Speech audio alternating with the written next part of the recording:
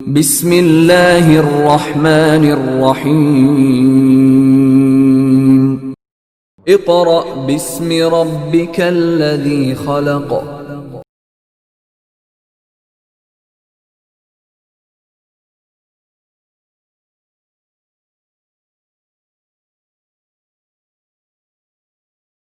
बिस्मिल्लाहिर्रहमानिर्रहीम। बिस्मिल्लाहिर्रहमानिर्रहीम। मोअज़्ज़ज़ वालिदैन, अज़ीज़ तलबा व तालिबात, अस्सलाम वालेकुम।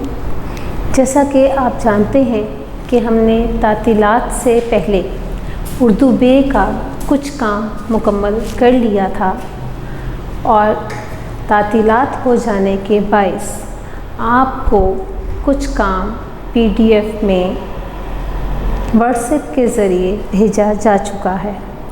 आप सब बच्चों के पास किताबें मौजूद हैं, तो आपको बाकायदा उन्वानात दे दिए गए थे कि आपने उर्दू बी का कौन कौन सा काम करना है। ठीक है, तो आज हम अपना उर्दू बी का सबक शुरू करेंगे। सबसे पहले तो आप सब अपनी किताब का सफ़ा नंबर 46 खोलें। सफ़ा नंबर 46 यानी पेज नंबर 46।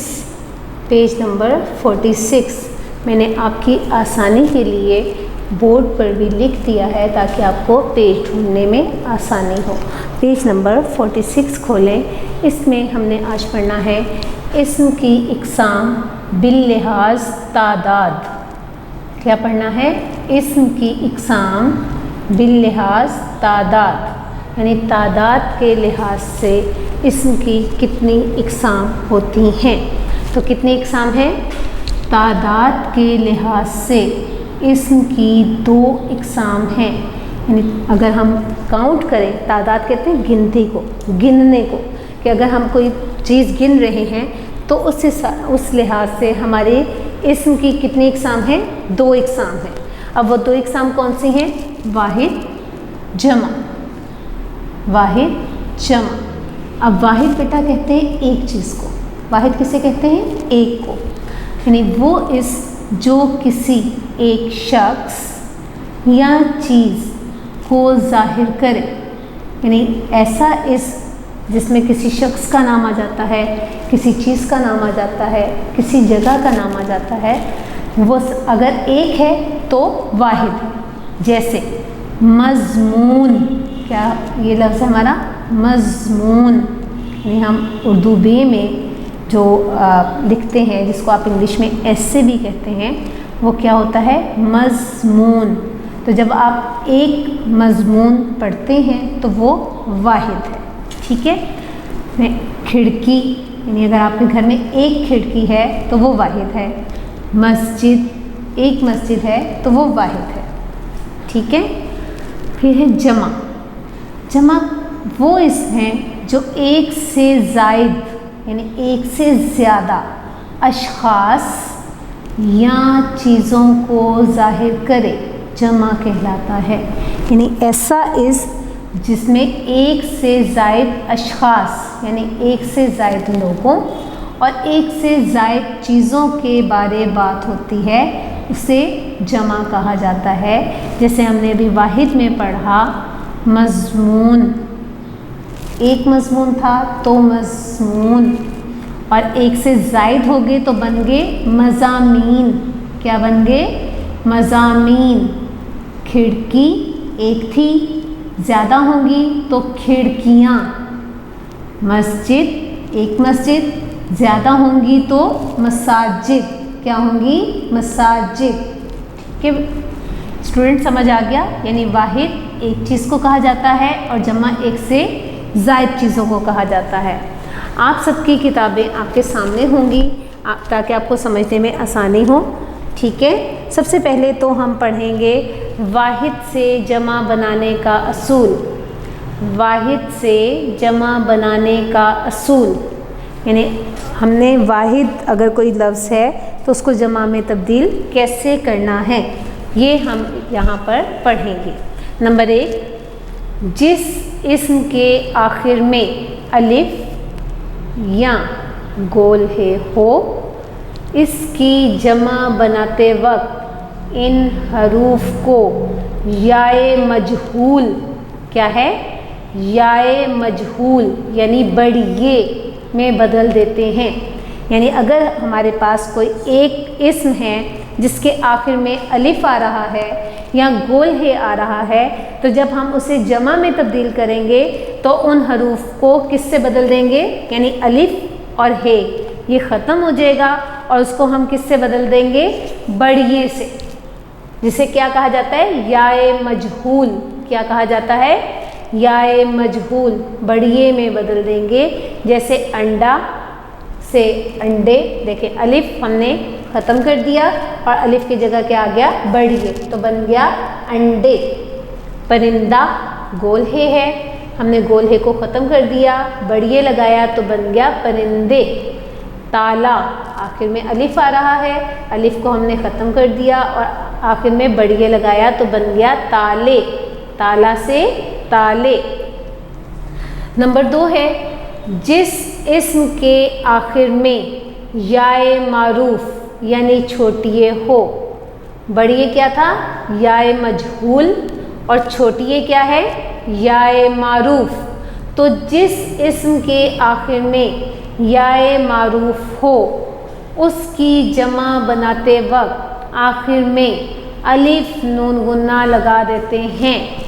यानी जिस लफ्ज़ के आखिर में छोटिए आती हो, याए मारूफ आती हो, तो जब हम उसकी जमा बनाते हैं तो हम ये के साथ, यानी छोटिए हम रहती है, उसके साथ हम अलिफ और नून गुन्ना का इजाफा कर देते हैं, लगा देते हैं, तो वो हमारी जमा बन जाती है। जैसे कुर्सी से कुर्सियाँ, अब देखें काफ रे सीन छोटिए, कुर्सी आखिर में छोटिए आ रहा है ना, जब हमने इसको जमा में तब्दील किया तो काफ रे सीन ये की छोटी शक्ल आ गई और साथ ही अलिफ और नून गुन्ना, तो कुर्सियाँ। बुराई से बुराइयाँ, कापी से कापियाँ वगैरह। ठीक है, आपके बहुत से आगे जब आप पढ़ेंगे वाही जमा तो आपके बहुत से अल्फाज आएंगे तो आपको समझने में आसानी हो जाएगी। नंबर 3 है, अलिफ पर ख़त्म होने वाले अरबी और फ़ारसी अल्फाज के आखिर में हमज़ा ये नून गुन्ना लगा देते हैं। यानी ऐसे अल्फाज जो आखिर में जिनके अलिफ आ रहा हो, यानी उनका आखिरी हर्फ क्या हो, अलिफ हो, तो उनके आखिर में हम क्या लगाते हैं, यानी हम अलिफ ख़त्म नहीं करते, आखिर में हमज़ा ये और नून गुन्ना लगा देते हैं। जैसे अदा, अब देखिए अलिफ दाल अलिफ, ठीक है, अदा, तो हमने अलिफ को ख़त्म नहीं किया, आखिर में हमज़ा ये और नून गुन्ना लगा दिया तो बन गया अदाएँ। अदा से अदाएँ, वबा से वबाएँ, सदा से सदाएँ।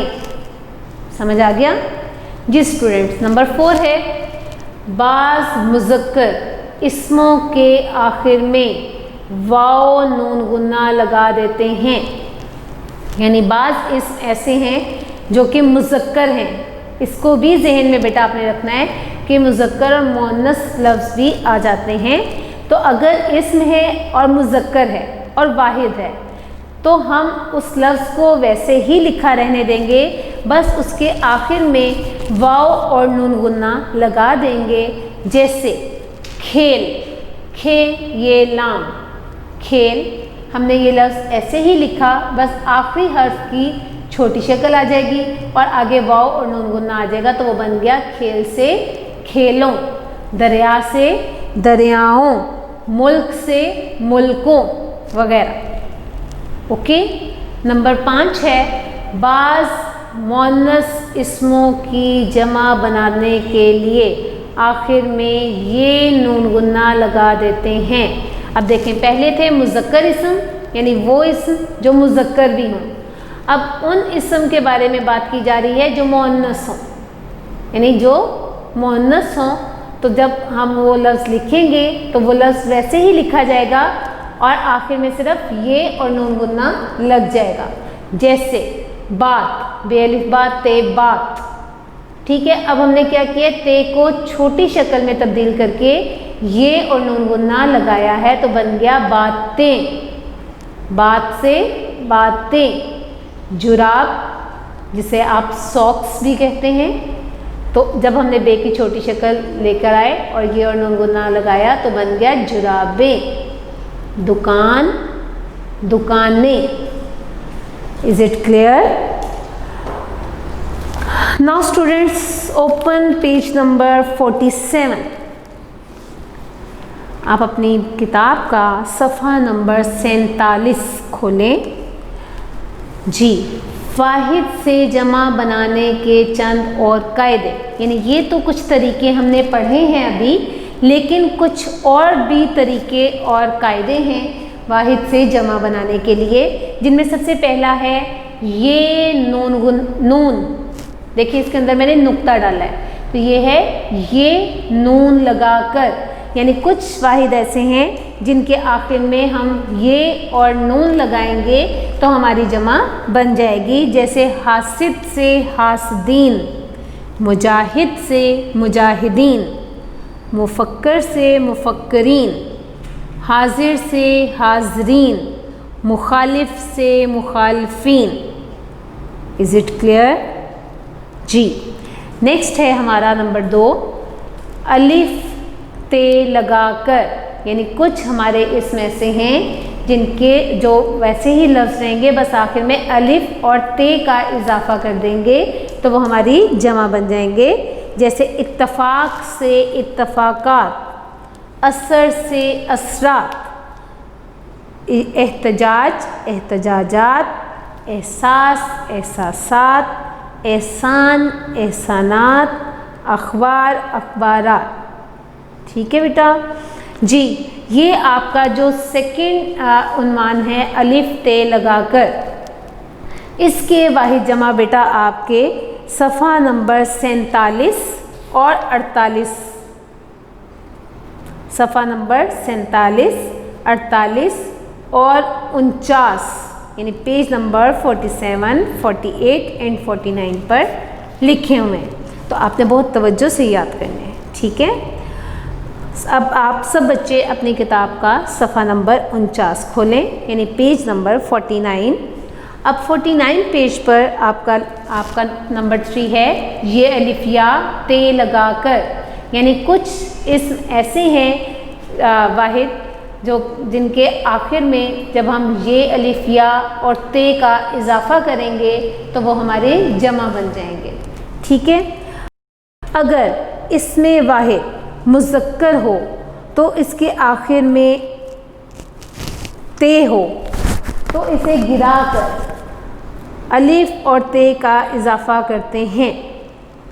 ठीक है, जैसे अगर आपका वाहिद है और मुज़क्कर लफ्ज़ है, ठीक है, और अगर उसके आखिर में ते आ रहा है, ते आ रहा है, यानी अगर आपका ये हर्फ आ रहा है ते, तो इसको हम ख़त्म कर देंगे, यानी ये मिटा देंगे, इसको क्रॉस कर देंगे और उसकी जगह हम अलिफ और ते लगा देंगे तो वो हमारी जमा बन जाएगी। जैसे अब आप देखें, मैं मिसाल दे रही हूँ आयत।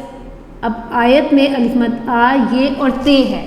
अब हमने इस ते को ख़त्म कर दिया, इसको हमने ख़त्म करके जब हमने जमा बनाई तो ये बन गया अलिफ मद आ ये अलिफ या और ते, तो ये क्या बन गया? आयात। क्या बन गया?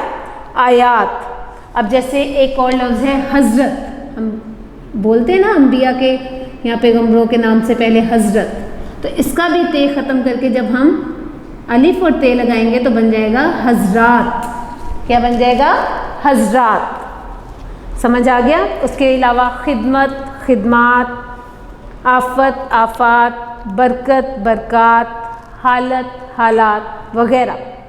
ठीक है, अब आप सब बच्चे अपनी किताब का सफ़ा नंबर 50 खोलेंगे, पेज नंबर 50। उस पर आपकी नेक्स्ट हेडिंग है, यानी नेक्स्ट उन्वान है आखिरी गोल है हज़फ करके और अलिफ ते लगाकर। जैसे यहाँ था कि ते को ख़त्म करके ये अलिफ या और ते लगाना है या अलिफ ते लगाना है, तो यहाँ बताया गया कि गोल है को हज़फ करके, यानी गोल हे को ख़त्म कर दिया जाएगा और आखिर में अलिफ और ते लगा दिया जाए तो हमारी जमा बन जाएगी। जैसे आला, इसके आखिर में गोल है, हम इस गोल है को ख़त्म करेंगे तो ये बन जाएगा आलात। क्या बन जाएगा? आलात। फिक्रा, गोल है ख़त्म किया, अलिफ और ते लगाया तो बन गया फिक्रा, फिक्रा। क्लियर? इसके अलावा और है इस्तारा, इस्तारात, इशारा, इशारात, तशबीह, तशबीहात, तनाज़ा, तनाज़ा। ठीक है? Is it clear? Now students please open your page number 51। आप सब बच्चे अपनी किताब का सफ़ा नंबर 51 खोलें। हमारा नेक्स्ट उन्वान है अरबी अल्फाज की जमा बनाने के कायदे। यानी पहले हमने पढ़ा था वाहिद से जमा बनाने के चंद कायदे, कुछ उसूल पढ़े, फिर हमने कुछ और कायदे पढ़े। अब हम पढ़ेंगे अरबी अल्फाज की जमा बनाने के कायदे कि अरबी अल्फाज की जमा कैसे बनाएंगे, उनके क्या तरीका होगा। सबसे पहले नंबर 1 है आपका बाज़ अरबी अल्फाज की जमा अफ़ाल के वज़न पर बनाई जाती है, यानी उसका फ़ेल जैसा होता है उसमें वज़न पैदा करने के लिए हम जमा बनाते हैं। मसलन जिस्म, अजसाम, कौम, अक़वाम, हबीब, अहबाब, ख़बर, अखबार, दौर, अदवार, ज़िक्र, अज़कार, ज़हन, अज़हान, रुकन, अरकान। ठीक है बेटा जी। अब आप सब बच्चे अपनी किताब का सफ़ा नंबर 52 खोलें, page number 52। Please open page number 52। जी, नंबर 2 पे है बाज़ अरबी अल्फाज की जमा फ़ाउल के वज़न पर बनाई जाती है। बेटा ये सब अरबी के अल्फाज हैं। अफ़ाल, फ़ाउल, मुफ़ाइल, मुफ़ाइल, ये सब आपके अरबी के अल्फाज हैं। और अगर आप इन अल्फाज को देखें जैसे हम अभी पढ़ रहे थे तो ये अरबी अल्फाज हैं जिनकी हम जमा बना रहे हैं। तो उन्होंने क्या कहा है कि बाज़ अरबी अल्फाज की जमा फ़ाउल के वज़न पर बनाई जाती है। जैसे असल से असूल, सतर से सतूर, कबर से कबूर। अब इसमें आप एक चीज़ नोट करें बेटा, क्या किया हुआ है कि पहले 2 हरूफ के बाद वाव लग जाता है। अलिफ और स्वाद के बाद देखें वाव लगा है और फिर लाम बनाया है तो वो हमारी जमा बन गई है। जैसे असल से असूल, अब सतर है सीन तोएं तो उसके बाद वाव लग गई और फिर दे तो सतूर, कबर काफ बे उसके बाद वाव कबूर। इसी तरह से और आपके हैं अमर अमूर, बहर बहूर, बैत बयूत। अब आप ये जितने भी देख ले लफ्ज़ आपके पास जो आ रहे हैं इनके पहले 2 हर्फ के बाद यानी पहले और दूसरे हर्फ के बाद वाव आ रही है और उसके बाद फिर जो आखिरी हर्फ है वो दोबारा लग जाता है। Is it clear? जी। नंबर 3 है बाज़ अरबी अल्फाज की जमा मफ़ाइल के वज़न पर बनाई जाती है। क्या है? बाज़ अरबी अल्फाज की जमा मफ़ाइल के वज़न पर बनाई जाती है। यानी हमने लफ्ज़ देखकर उस हिसाब से उसको तब्दील करना होता है जमा में। जैसे बहस से मुबाहिस, अब देखें बिल्कुल तब्दील हो गया, हरूफ हमारे आगे पीछे हो गए, ठीक है, लेकिन लफ्ज़ के हिसाब से उसकी हम जमा बनाएंगे। जैसे बहस से मुबाहिस, ज़रिया से ज़राए, कायदा से कवायद वगैरह। उसके अलावा और भी हैं जैसे हकीकत से हकाइक, ख़ज़ाना से ख़ज़ाइन, दफ़ीना से दफ़ाइन, दलील से दलाइल, अकीदा से अकायद, अज़्म से अज़ाइम, फ़ायदा से फ़वाइद वगैरह। Is it clear? Now please open your page number 53. Yes, सफ़ा नंबर 53 खोलें जी। नंबर 4 है हमारा, बाज़ अरबी अल्फाज की जमा मफ़ाइल के वज़न पर बनाई जाती है, यानी इसमें भी अल्फाज हमारे तब्दील हो जाते हैं, हरूफ तब्दील हो जाते हैं, कुछ नए हरूफ का इजाफा हो जाता है। बाज़ अरबी अल्फाज की जमा मफ़ाइल के वज़न पर बनाई जाती है। मसलन असलूब से असालीब, देखिए ज़ेर आ गया।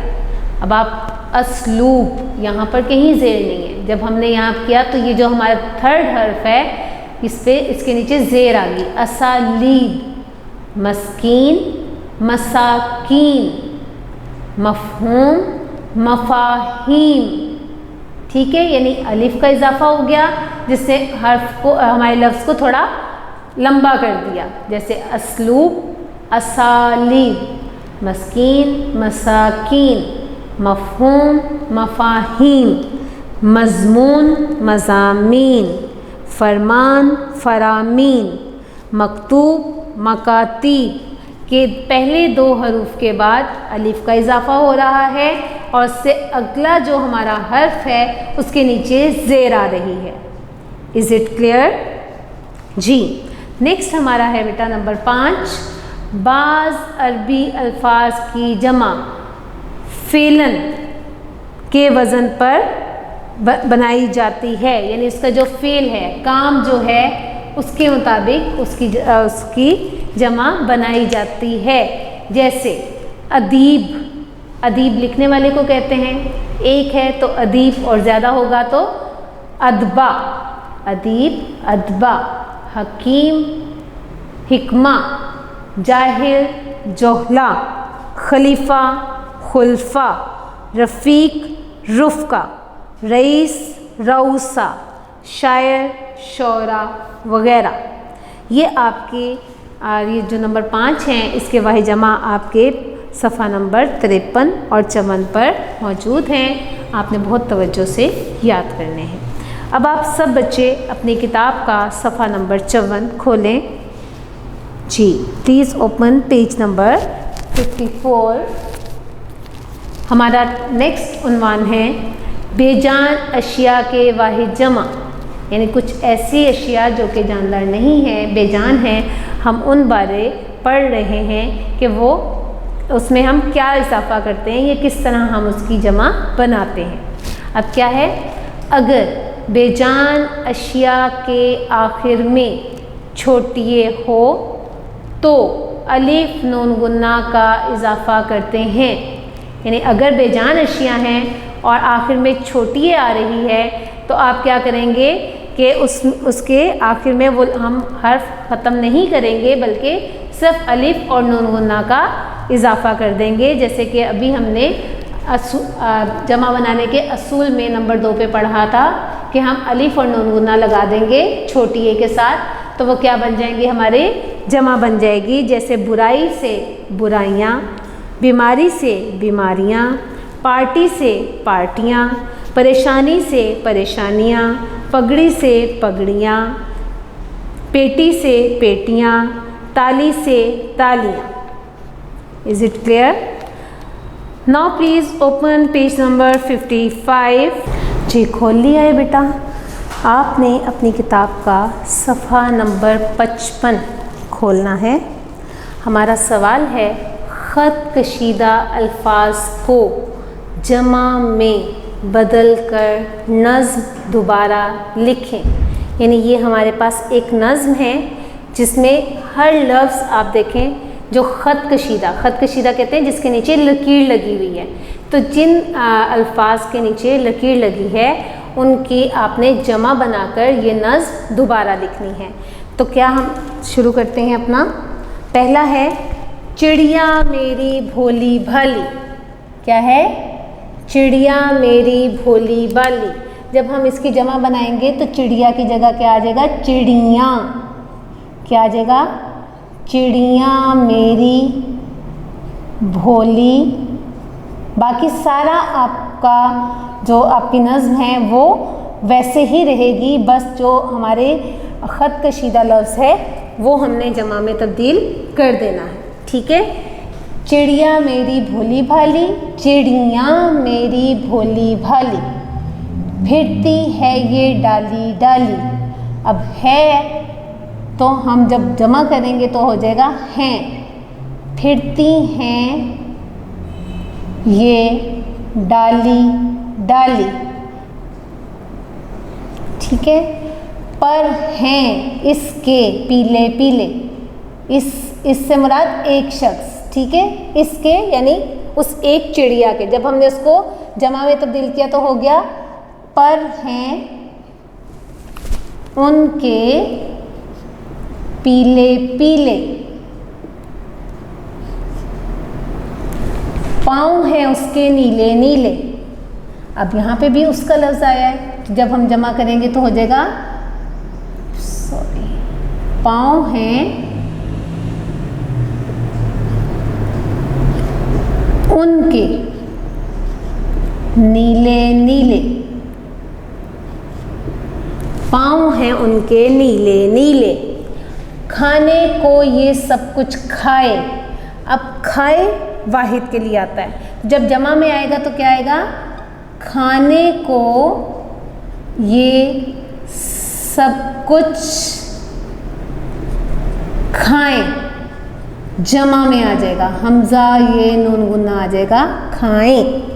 ठीक है, उड़ने में ये हाथ ना आए, यानी उड़ने में ये हाथ ना आए, आए। ठीक है, दाना दुनका खाती है ये, दाना दुनका खाती है तो है की जगह है आ जाएगा, दाना दुनका खाती है ये, है आएगा। तेज हवा में उड़ती है ये, है तो क्या आ जाएगा, तेज हवा में उड़ती हैं ये। समझ आ गया बेटा कि वाहिद से हमने जमा में कैसे तब्दील किया है। दोबारा पढ़ें, चिड़िया मेरी भोली भाली, चिड़िया मेरी भोली भाली, फिरती है ये डाली डाली, फिरती हैं ये डाली डाली, पर हैं इसके पीले पीले, पर हैं इनके पीले पीले, पाँव हैं इसके नीले नीले, पाँव हैं इनके नीले नीले, खाने को ये सब कुछ खाए, खाने को ये सब कुछ खाएं, उड़ने में ये हाथ ना आए, उड़ने में ये हाथ ना आए, दाना दुनका खाती है ये, दाना दुनका खाती है ये, तेज़ हवा में उड़ती है ये, तेज़ हवा में उड़ती हैं ये। Is it clear? मैं उम्मीद करती हूँ बेटा कि आपको ये वाहिद जमा समझ में आ गए हैं। आपने एक अपना बना लेना है, प्लानिंग कर लेनी है कि आपने इसको मुख्तलिफ़ हिस्सों में तकसीम करके रोज़ के रोज़ थोड़ा थोड़ा याद करना है। अब आप बेटा अपनी किताब का सफ़ा नंबर 90 खोलें, पेज नंबर 90। ओके स्टूडेंट्स जी, हमारा नेक्स्ट उन्वान है मुतज़ाद अल्फाज। क्या उन्वान है? मुतज़ाद अल्फाज। अब आप जानते हैं कि मुतज़ाद उलट को कहते हैं, ज़िद को कहते हैं, यानी वो अल्फाज जो मायने के लिहाज से एक दूसरे की ज़िद या उलट हों, मुतज़ाद अल्फाज कहलाते हैं। यानी जो एक दूसरे की ज़िद होते हैं, एक दूसरे की उलट होते हैं, वो मुतज़ाद अल्फाज कहलाते हैं। जैसे रात का दिन, यानी रात है तो उसका मुतज़ाद क्या होगा? दिन। राहत, राहत कहते हैं सुकून को, खुशी को, अमन को। ठीक है, तो राहत का मुतज़ाद क्या होगा? रंज, यानी दुख या तकलीफ। जंग का अमन, यानी जंग होती है, लड़ाई होती है, लोग एक दूसरे को मारते हैं, और उसका मुतज़ाद क्या होगा? अमन। अब आपके सफ़ा नंबर 91, 92 और 93 मैं यहाँ लिख देती हूँ। सफ़ा नंबर 91 से सफ़ा नंबर 93 तक, पेज नंबर 91 to 93 आपके अल्फाज मुतज़ाद मौजूद हैं। कुछ मैं यहाँ पर पढ़ने लगी हूँ, तवज्जो से सुनिएगा। आबादी बर्बादी, आज़ादी ग़ुलामी, आसान मुश्किल, आसमानी अर्ज़ी, आका ग़ुलाम वग़ैरह। आपने इस पार्ट को भी बेटा डिवाइड कर लेना है इन हिस्सों, इसको मुख्तलिफ़ हिस्सों में तकसीम करके आपने रोज़ के 10-15 जितने आपके लिए आसानी है आप इनको याद करें। और मैं बार बार आपसे यही कहूँगी कि आप इसको याद करके लिखा करें ताकि आपको समझने में आसानी रहे। ठीक है,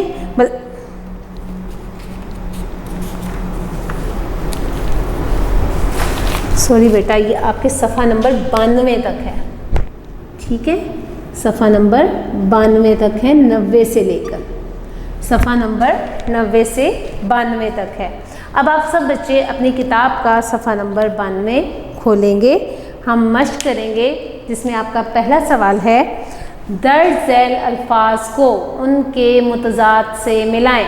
यानी अल्फाज लिखे हुए ये अल्फाज हैं और ये उनके मुतज़ाद हैं। ठीक है, हमने इन्हें आपस में मिलाना है। अब कैसे? सबसे पहले है गैब। गैब का मतलब है जो कि चीज़ हमारे सामने मौजूद ना हो। तो गैब का मुतज़ाद क्या होगा? हाजिर। गैब का मुतज़ाद क्या होगा? हाजिर, यानी वो चीज़ जो हमारे सामने मौजूद हो। अमीन कहते हैं बेटा अमानत वाले को, जो अमानत नहीं करता उसको अमीन कहा जाता है। तो अमीन का क्या होगा? काज़िब।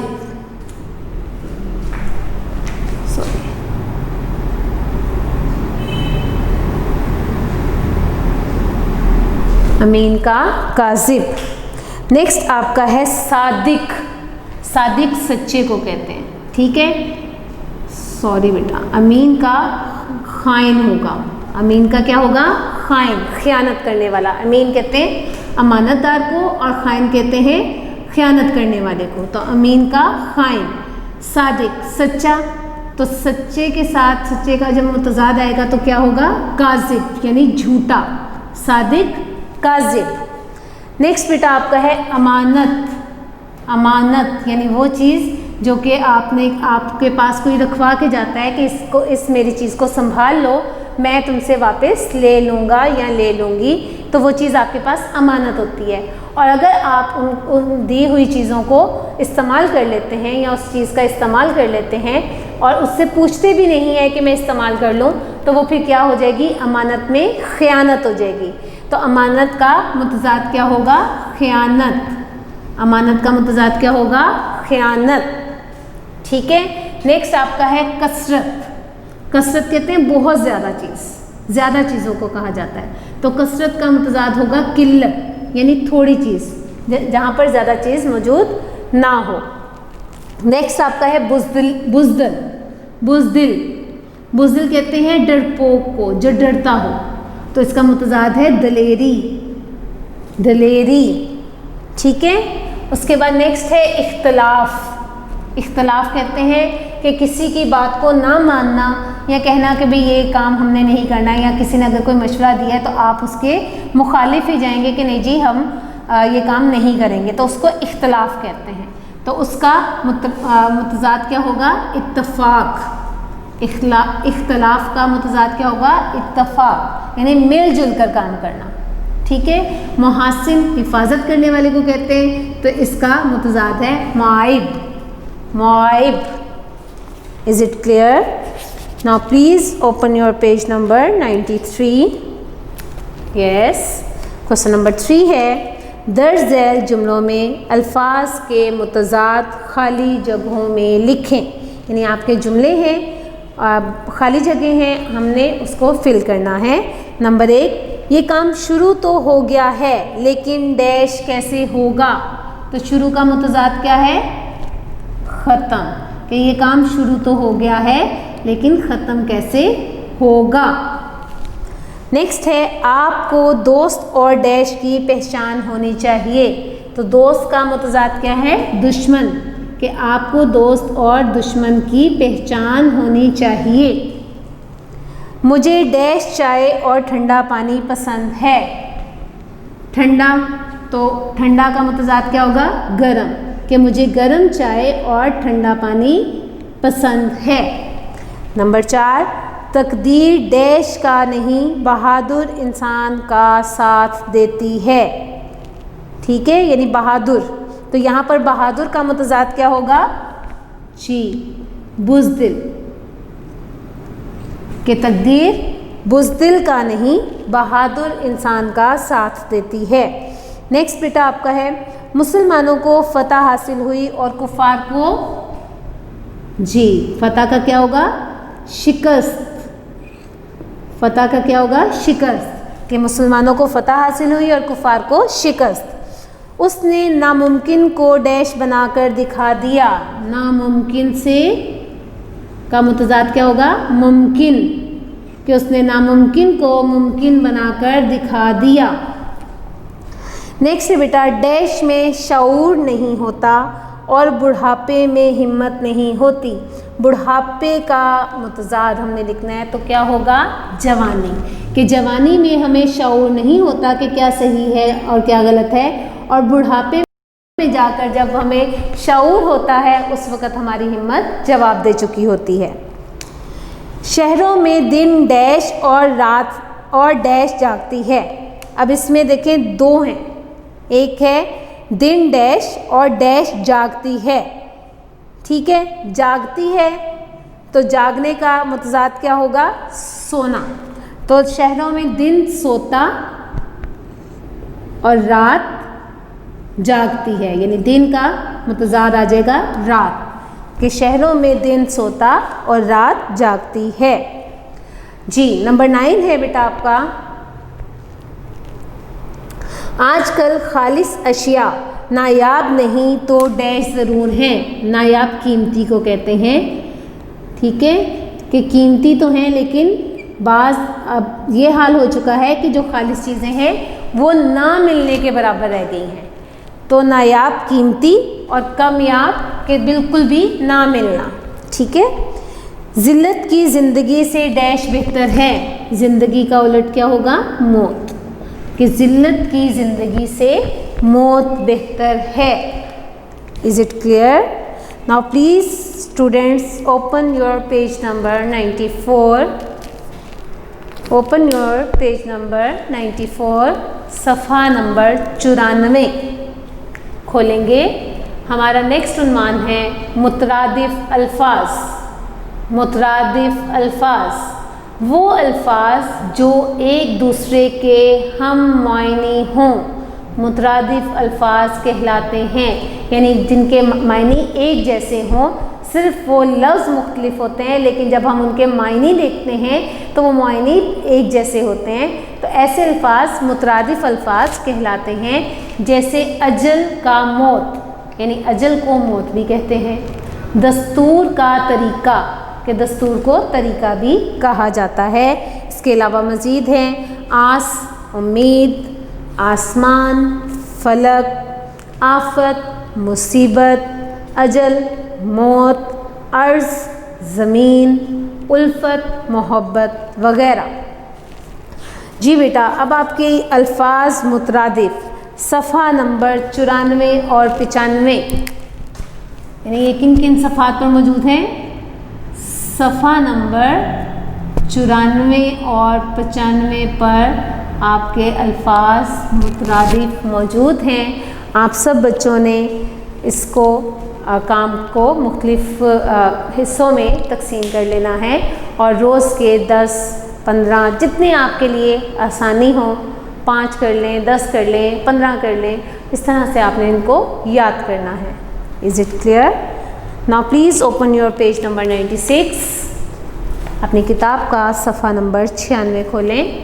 आपका सवाल है कॉलम अलिफ और कॉलम बे में से चुनकर मुतरादिफ अल्फाज के जोड़े कॉलम जीम में लिखें। यानी कॉलम अलिफ में अल्फाज दिए हुए हैं, कॉलम बे में उनके मुतरादिफ दिए हुए हैं। हमने उनको बनाकर के जोड़े बनाने हैं, यानी लफ्ज़ भी लिखना है और उसका मुतरादिफ भी लिखना है, और वो हमने कहाँ लिखना है, कॉलम जीम में लिखना है। जैसे पहला लफ्ज़ है इसार, पहला कॉलम अलिफ में है इसार, तो इसार का मुतरादिफ क्या है, कुर्बानी। तो हम इस तरह से इसका जोड़ा बना देंगे, इसार कुर्बानी। नेक्स्ट है हवालात, हवालात किसे कहते हैं, जेल को, तो हवालात का मुतरादिफ क्या हुआ, जेल। उसके बाद नेक्स्ट है बेटा बंदगी, बंदगी कहते हैं इबादत करना, तो बंदगी का मुतरादिफ क्या हुआ, इबादत। नेक्स्ट है बेटा तपिश, तपिश, तपिश कहते हैं हरारत को, यानी जब धूप बहुत तेज़ होती है तो हम कहते हैं ना तपिश बहुत ज़्यादा है, इसका मतलब ये कि हरारत बहुत ज़्यादा है। ठीक है। शक, यदि किसी पर शक करना तो इसका मुतरादिफ क्या होगा, शुबा, शक शुबा। रासिख, रासिख, रासिख किसे कहेंगे बेटा, पुख्ता को, यानी जो बात पुख्ता होती है, मजबूत होती है, जो चीज़ मजबूत होती है उसे रासिख कहते हैं, यानी पुख्ता। नेक्स्ट है महकूम, महकूम यानी जो किसी के नीचे काम कर रहे हैं, किसी की गुलामी में काम कर रहा होता है, उसको महकूम कहते हैं। तो इसका मुतरादिफ क्या होगा, गुलाम। क्या मुतरादिफ होगा, गुलाम। नेक्स्ट बेटा आपका है अमीक, अमीक बेटा कहते हैं गहरा को, गहराई को अमीक कहा जाता है, तो अमीक का मुतरादिफ होगा गहरा। ठीक है। गलीज़, गलीज़ आप जानते हैं जो गंदा होता है उसे कहते हैं, तो डेफिनेट बात है कि गलीज़ का मुतरादिफ क्या है, गंदा। गलीज़ का मुतरादिफ क्या है, गंदा। नेक्स्ट है नादिम, नादिम होते हैं शर्मिंदा होना, कोई यानी अगर आपसे गलती हो जाती है और फिर आप उस पर शर्मिंदा हो जाते हैं तो उसको नादिम कहते हैं। तो यहाँ पर नादिम का मुतरादिफ है पशेमान, पहले हम लिखेंगे नादिम, पशेमान यानी उसको अपने किए पर अफसोस है, वो शर्मिंदा है। Is it clear. इसार कुर्बानी, हवालात जेल, बंदगी इबादत, तपिश हरारत, शक शुबा, रासिख पुख्ता, महकूम गुलाम, अमीक गहरा, गलीस गंदा, नादिम पशेमान। Is it clear. Now please open your page number 97। आप सब बच्चे अपनी किताब का सफ़ा नंबर 97 खोलें। हमारा सवाल नंबर 3 है, ख़त कशीदा अल्फाज की जगह हम मायनी अल्फाज लिखकर जुमला दोबारा लिखें। अब देखें, ख़त कशीदा का मतलब होता है जो अंडरलाइन वर्ड होते हैं। ठीक है। अब यहाँ पर पहला है तोता पेड़ पर बैठा है, और पेड़ को अंडरलाइन किया गया है, यानी पेड़ के नीचे लकीर लगाई गई है। तो इसका क्या होगा, पेड़ का दरख्त। तो आप दोबारा लिखेंगे तोता दरख्त पर बैठा है, यानी हम पेड़ नहीं लिखेंगे, हम उसका मुतरादिफ लिखेंगे। इज इट क्लियर जी। नंबर 2 है मेरा घर स्कूल के नज़दीक है।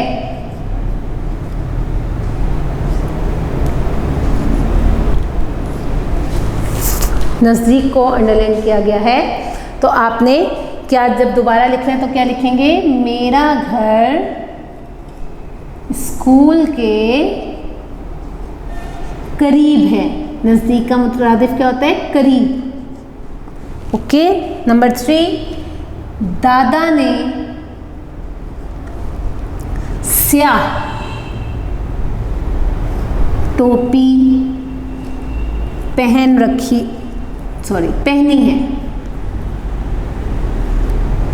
पहनी है। ठीक है। स्याह, अब ये बेटा एक रंग है। ठीक है, तो हमने इसका मुतरादिफ लिखना है। क्या हम लिखेंगे?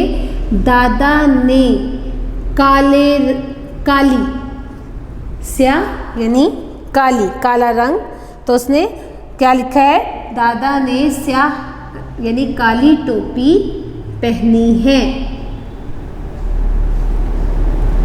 इज इट क्लियर जी? नंबर 4 है हमारा, माली ने दरख्त की शाख काट डाली। शाख, दरख्त की शाखें होती हैं ना, हम कहते हैं शाखें, ज़्यादा हों तो शाखें। तो यहाँ पर उन्होंने कहा है कि माली ने दरख्त की एक शाख काट डाली। तो शाख को और क्या कहते हैं? हम क्या लिखेंगे? माली ने दरख्त की टहनी, शाख को क्या कहते हैं? टहनी, काट डाली। ओके बेटा, नेक्स्ट, जाहिद बहुत डरपोक है। जाहिद बहुत डरपोक है। डरपोक यानी डरने वाले को कहते हैं, जो डरता हो बहुत ज़्यादा। तो हम इसका मुतरादिफ क्या लिखेंगे? जाहिद बहुत बुज़दिल है। जाहिद बहुत बुज़दिल है। ओके बेटा, देखें पेड़ की जगह हमने क्या मुतरादिफ लगाया? दरख्त, नज़दीक, करीब, स्याह, काली, शाख, टहनी, डरपोक, बुज़दिल। इज़ इट क्लियर जी बेटा? मैं उम्मीद करती हूँ कि आपको ये काम बहुत अच्छी तरह समझ आ चुका होगा। आपने बहुत तवज्जो से, बहुत ध्यान से इस सारे काम को याद करना है। और कोई भी मुश्किल है, कोई भी परेशानी है, तो आप अपनी वालदा से, अपनी सिस्टर से भी पूछ सकते हैं। अगर आपको कोई बात समझ नहीं आ रही तो इस वीडियो के आखिर में जो व्हाट्सएप नंबर दिया गया है, आप उस पर रब्ता कर सकते हैं। अपना बहुत ख्याल रखिएगा। अल्लाह हाफ़िज़।